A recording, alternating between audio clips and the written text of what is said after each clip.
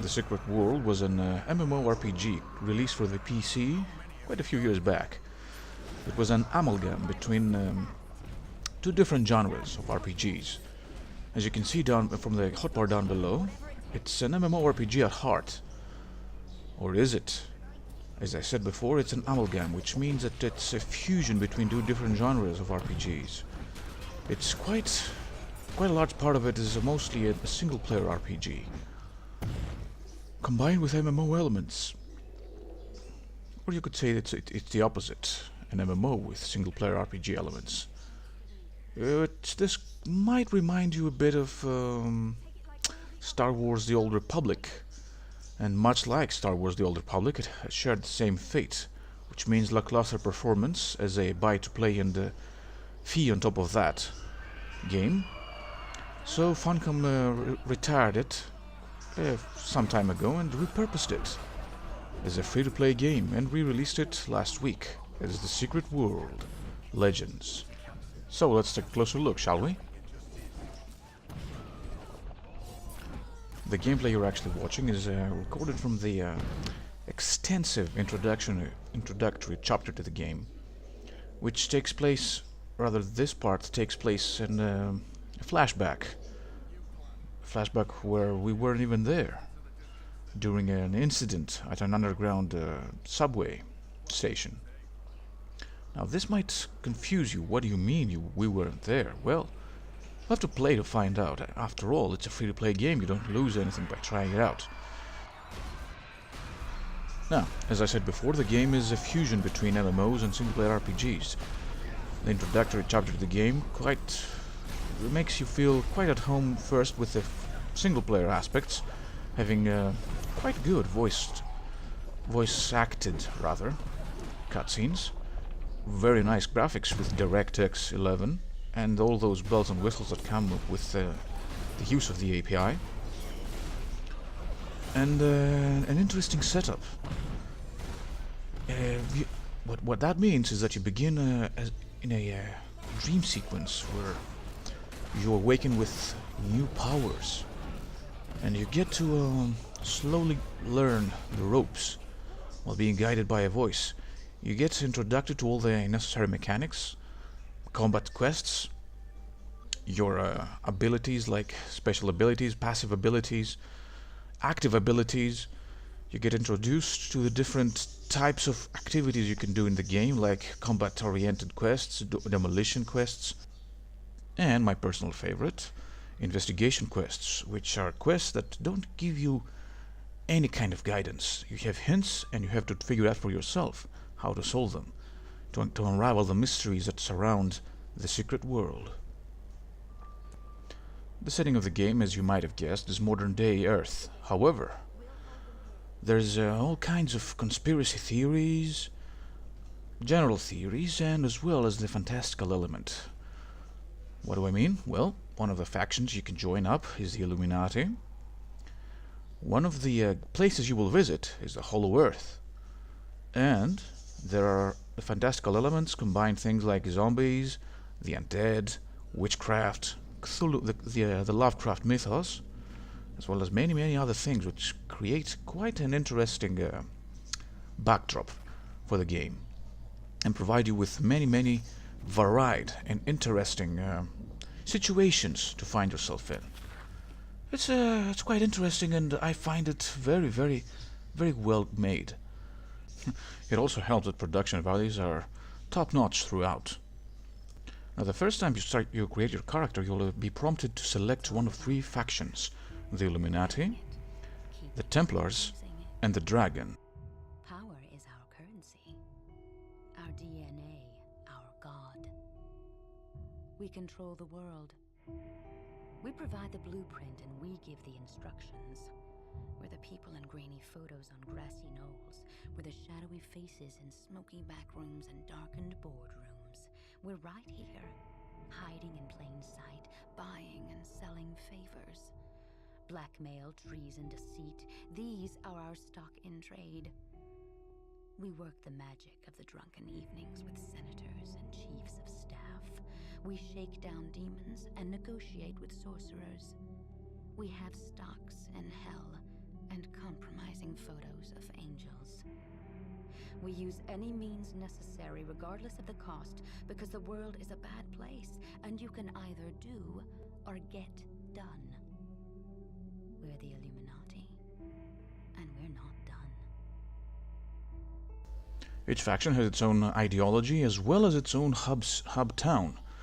The Illuminati are based in New York, the Templars in London, and the Dragon, well, somewhere in Seoul, Korea. However, that doesn't mean that you're separated from other players after you started the game. After you complete the introductory chapter, you will be whisked off to the Hollow Earth, where you will meet up with all kinds of players and interact as well as play together with them. You came to us in search of a purpose. And mark this, there is no purpose greater than ours. The world will founder without structure and discipline. It needs leadership to guide it to a new age of stability. It needs those with the will to stamp out the darkness that breeds in the cracks. We do this because we are compelled by tradition, by loyalty, by laws. Without these, we are just animals. Evil reigns over animals, corrupting and compromising, toppling empires. So our empire must be incorruptible, must be uncompromising. Our conflict must be a righteous one. Your conviction will be tested, but among us, your faith will be unshaken. Among the Templars.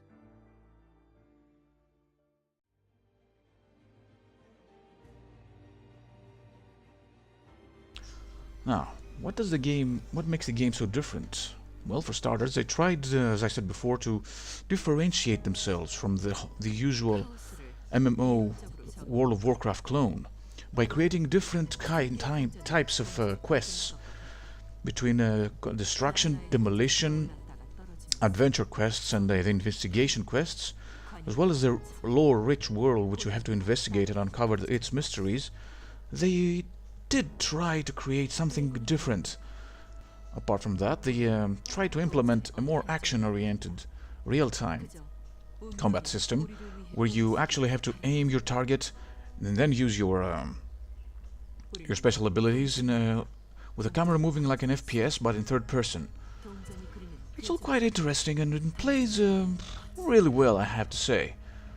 The first part of the introduction will teach you all you need to know before you dive into the game head first.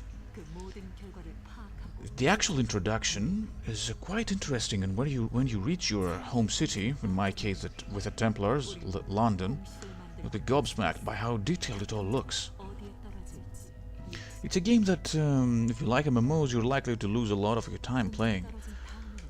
However, the problem is if you want to play it in multiplayer while exploring and doing the quests, you'll have to find friends who share the same mindset as you.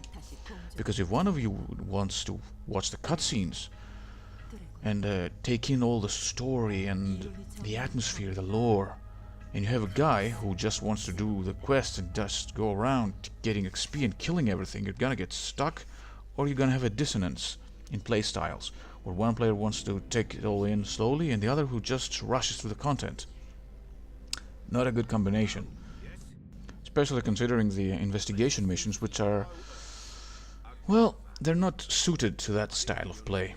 You'll have to put your mind at work here, because as I said before, you're given vague clues and you have to figure out for yourself how to proceed.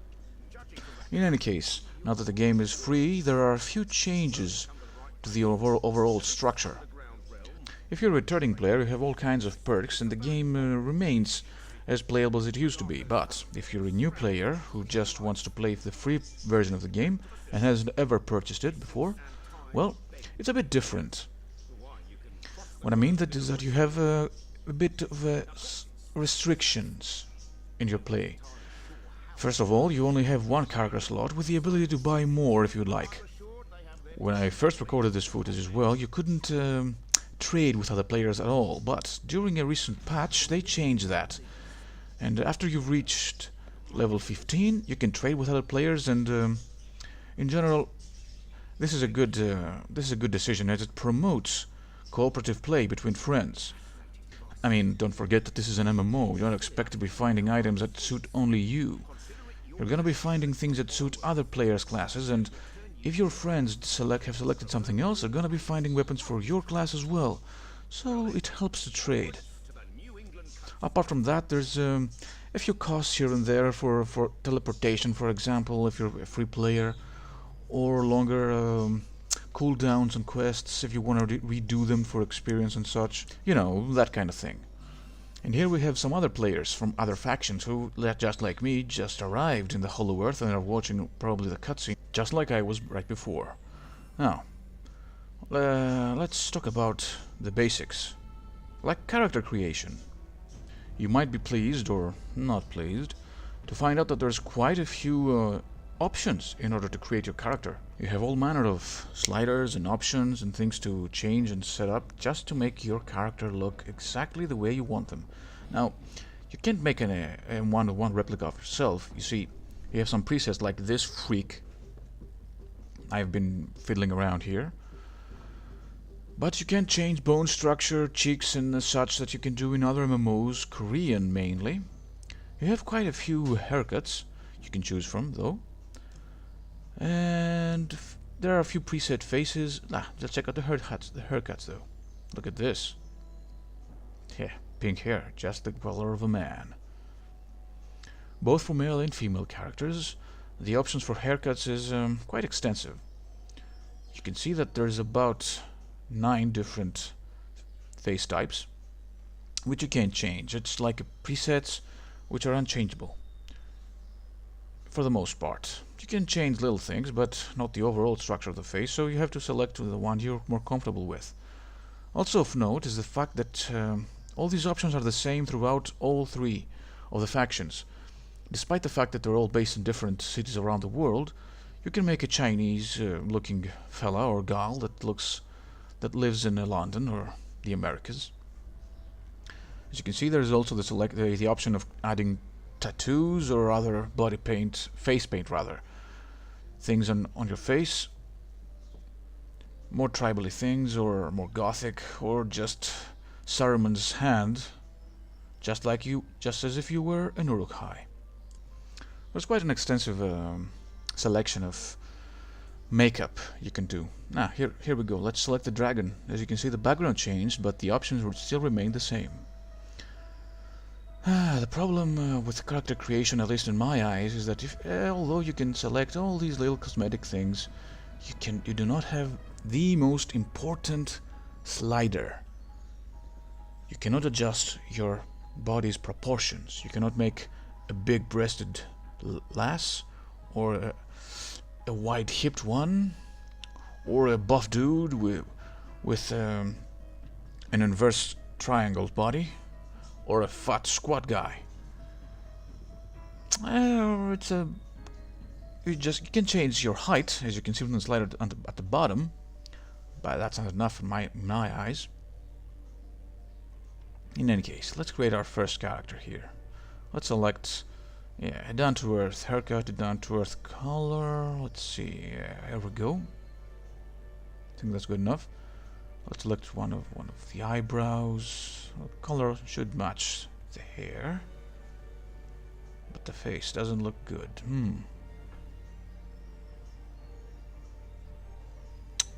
Let's see.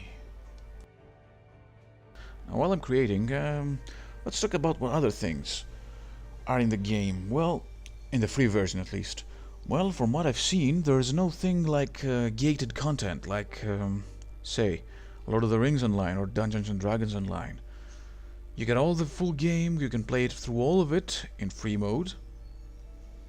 You don't have experience penalties if you're a free player. You can play the whole game just as you would if you had bought it. All you get if you were a paying customer before is you start with 3 character slots instead of 1. You don't have to buy any more, rather outright at least. And you have some other perks, but in general you can't play through the whole game just on the free mode, which is good in my eyes. You don't have to pay you don't have to pay a dime. After you start the game, you will have gates I mean, what I mean by gates is not you have to pay for things in order to access them, but levels, just like in WoW. You see, even though they tried to move away from that model, they couldn't quite shake off its quote-unquote shackles completely. After you hit level 10, you will be able to access the dungeon finder, or as the game calls it, the activity finder. Just like in WoW, you can use it to access dungeons, which are 3-player, at least as far as I've played. I'm level 15 as at the time of the recording here. Or you could go to PvP areas, you can later access raids and such. It's good, it's good. The first dungeon I've played does have quite a few bosses, not as much trash mobs, and is accessible either via the main overworld, or by the main overworld actually I mean the first area of the game which you visit. It's tailor-made for the low levels of the game, and you can also access it through the dungeon finder as well. Now, if you the dungeons are also separated into tiers, from the normal to Elite 1 through to Twin, with increasing difficulty. And the bosses are, well, much like raid bosses in WoW. Just from the first dungeon of the game, you'll have to move around, avoid all manner of things. Actually, you can have to move around, not to be hit by the boss's AOE. You have to be careful with your aggro. You have to be careful of electrified areas on the ground. All that stuff. It's generally quite action oriented, and you have to move around a lot. You don't just tank and spank, which is either a good or a bad thing. It just depends on your playstyle, really, and what you expect from a game like this. Now, as we see here, after you've done with creating the body of your character, then you have to dress them up. It's a veritable Barbie's dollhouse of fashion sense. If you're like me, you have no fashion sense and just create what looks good. After you're done with dress up, you're greeted with the class selection screen, of which there are quite a few. And not only that, they play quite differently too. And of course they fall into the 3 main roles as created by WoW: tank, DPS, and a healer. The good thing is that there's quite a few classes and they all play differently. Their mechanics are different. For example, my guy here, this footage is taken from the very start of the game, after you've started dreaming. You're greeted with this lady with a very soothing voice. My guy here is using shotguns and a hammer. He's a tank guy. Sorry about that. Here you see the inventory. Quite what you'd expect from a game like this.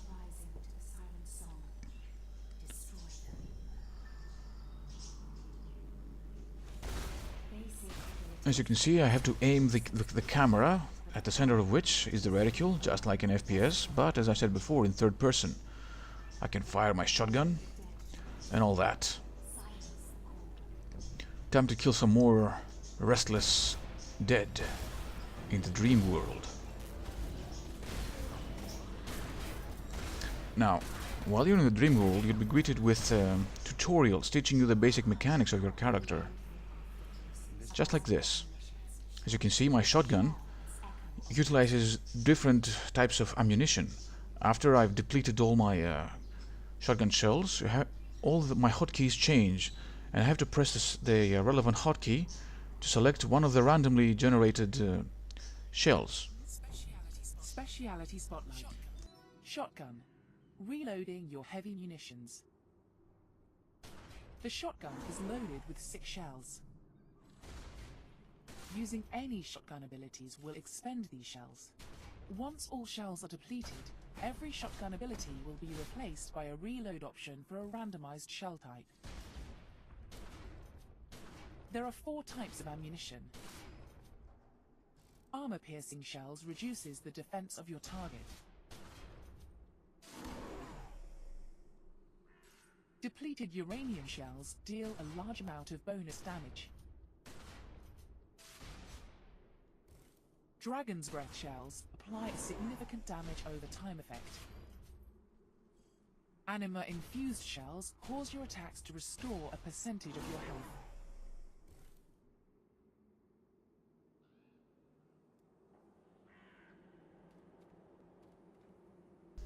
As you can see, it's not hard to understand why the game didn't perform as well as they expected. With all these voice-acted content and all these videos and high-quality assets everywhere, well, it's expected that the game would need to sell gangbusters to even break even, which it didn't. If you add the server maintenance in the equation, well, the costs soared, while the income didn't quite soar as much. But in any case, the game is now free. Hopefully, a better fate expects it. One last thing to note, however. The game is not very stable. Sometimes you can play for hours and hours with no problems, but at other times you can run into problems just like I did here, where in the middle of a cutscene, the game just lost connection to the server and then crashed. Fucking hell. So be prepared, because it's not as a bug-free and smooth experience as you'd expect. But it's still early days. Hopefully Funcom can rectify these problems before long. In any case, I'd advise you to try the game out. It's free, as I said before. And you can also opt to download a small percentage of it, just to see if you like it before you continue downloading it piecemeal when you enter a new area. Which is good, because a full game is 30 gigabytes, which is quite a lot. And with that, I think I've covered everything you need to know if you want to play this game. I'd suggest you try it, though. It's pretty good. Pretty good. If you don't want to play it as an MMO, play it as a single-player game. You can just as well do that. Well, take care, and I'll see you next time. Bye.